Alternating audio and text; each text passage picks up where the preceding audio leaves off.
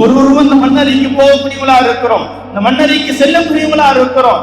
மன்னரைக்காக என்ன தயாரிப்புல இருக்கும், என்ன அமல் இருக்கு நம்ம கிட்ட. இன்னைக்கு துனியாவில் நிம்மதியா வாழறோமே, எந்த ஒரு அச்சமும் இல்லாமல், மன்னரையின் அச்சம் இல்லாமல், மறுமையின் பயம் இல்லாமல் வாழுகின்றோமே. என்ன அமலை வைத்துக் கொண்டு இவ்வளவு நிம்மதியாக வாழுகின்றோம். அங்கு பாருங்கள், சஹாபாக்களை அழுகின்றார்கள், பயப்படுகின்றார்கள். எதற்காக வேண்டி? சொர்க்கவாசி என்று சொன்ன பிறகு பயப்படுகிறார்கள்.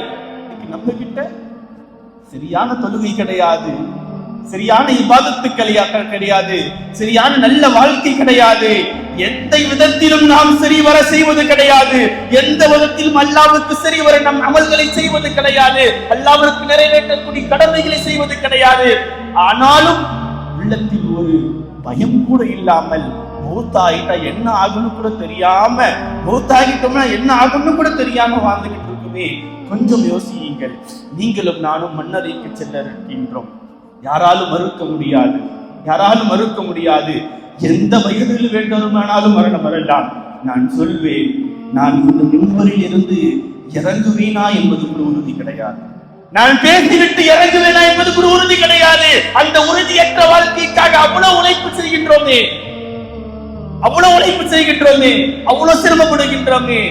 நிரந்தரமான அந்த சொர்க்க வாழ்க்கைக்காக வேண்டி, நிரந்தரமான அந்த மறுமை வாழ்க்கைக்காக வேண்டி என்ன சேர்த்து வைத்து இருக்கின்றோம்? துனியாவில் வாழக்கூடிய 60 ஆண்டுகளுக்காக வேண்டி சொத்து சுகங்களை சேர்த்தோமே, வசதியான வாகனங்களை சேர்த்தோமே, வீடுகளை கட்டினோமே, சொகுசுகள் மெத்தைகள் வாங்கினோமே. மன்னரைக்காக என்ன சேர்த்தோம்? சொர்க்கத்திற்காக என்ன சேர்த்தோம்? எனக்காக சொர்க்கத்தில் ஒரு மரம் நடப்படுமா? சஹாபாக்கள் ஏங்கினாங்க. அவங்க வாழ்க்கை அப்படி இருந்துச்சு. நான் இன்னைக்கு நம்முடைய வாழ்க்கையில அல்லாஹ்வும் ரசூலுக்கும் பிடிக்காத காரியங்கள் நிறைய, அல்லாஹ்வும் ரசூலும் தடுத்த காரியங்கள் நிறைய. ஆனாலும் உள்ளத்தில் கடுகளவு கூட அச்சம் இல்லாமல், இந்த பயம் இல்லாமல், நம்மளும் போவதென போறோம், நம்ம செல்லதென போறோம், அந்த வாழ்க்கை என்ன செய்ய போறோம் என்ற எந்த ஒரு பயமும் இல்லாமல், உள்ளத்தில் எந்த ஒரு அச்சமும் இல்லாமல் வாழ்ந்து கொண்டிருக்கிறோம். யோசிக்கணும். அப்படியே இந்த துனியாவில் வாழ்ந்துட்டு எதையும் கொண்டு போயிட முடியாது. துனியாவில் வாழ்ந்துட்டு போயிடணும். வந்தவங்க போயிட்டாங்க. இதுக்கு முன்னால் இருந்தவங்க இல்ல, இப்ப இருக்கிறவங்க நாளைக்கு இருக்குமான்னு தெரியல. வர்றவங்க எத்தனை நாள் இருப்பாங்க தெரியாது. வந்தவங்க எல்லாம் போறாங்க, நம்மளும் போக போறோம். நமக்கு பின்னால் வருவவங்க போவாங்க. நிரந்தரமா இருக்க முடியாது. சொல்லுங்க பார்க்கலாம். யார் நிரந்தரமா இருந்ததா இந்த துனியாவில்? அந்த துனியாவில் காட்ட முடியுமா? ஒரு ஆளை காட்ட முடியுமா? துனியாவில் நிரந்தரமாக வாழ்ந்து கொண்டிருக்கின்றார். காட்ட முடியுமா? ஒருத்தரும் இல்லை. நபிமார்களுக்கே மௌத்து வந்தது, சஹாபாக்களுக்கே மௌத்து வந்தது. நாம் எந்த இடத்தில் இருக்கின்றோம்? நாம் ஏமாத்துகிறோம். மௌத்துக்கு முன்னால உள்ள வாழ்க்கை, அல்லாஹ் கொடுத்த அந்த வாழ்க்கையை நம்ம மறுமைக்காக வேண்டி தயாராக்க வேண்டும். நல்ல அமல்கள்ல செய்யணும். குர்ஆன் ஓதாத, இன்னைக்கு குர்ஆனை ஓதாம எத்தனை நாட்களை கடந்திருக்கும்? இன்றைக்கு ஃபஜர் தொழாமல் எத்தனை நாட்களை கடந்திருக்கின்றோம்? யோசியுங்கள். ஃபஜருக்கு முன்னால், இன்று ஃபஜருக்கு அப்புறம் மரணம் வந்திருந்தால் உங்கள் கேள்வி கணக்கில் ஃபஜர் தொழுகை கடமையாக்கி இருக்கும். அல்லாஹ் கேட்டால் அந்த இடத்தில் பிடித்து, இதன் ஃபஜர் தொழாதின் காரணத்தினால் உன்னை நான் நரகத்திற்கு அனுப்புகிறேன் என்று சொன்னால் என்ன செய்வோம்? எத்தனை நபர்கள் இன்று ஃபஜர் தொழுகவில்லை? எத்தனை நபர்கள்? கடமையான தொழுகை என்று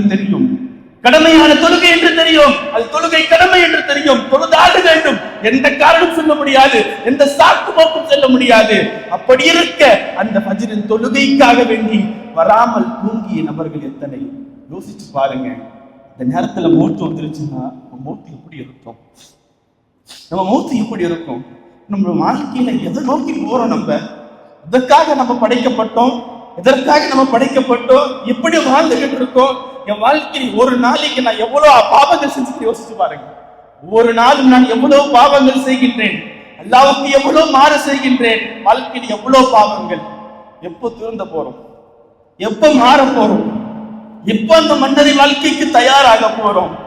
தயாராகுவோமே இந்த மன்னரை வாழ்க்கையிற்காக வேண்டி, இந்த மறுமை வாழ்க்கையிற்காக வேண்டி. இது நிரந்தரம் அல்ல, இது ஏமாற்றும் உலகம். துனியா ஆணி ஜானிங்க.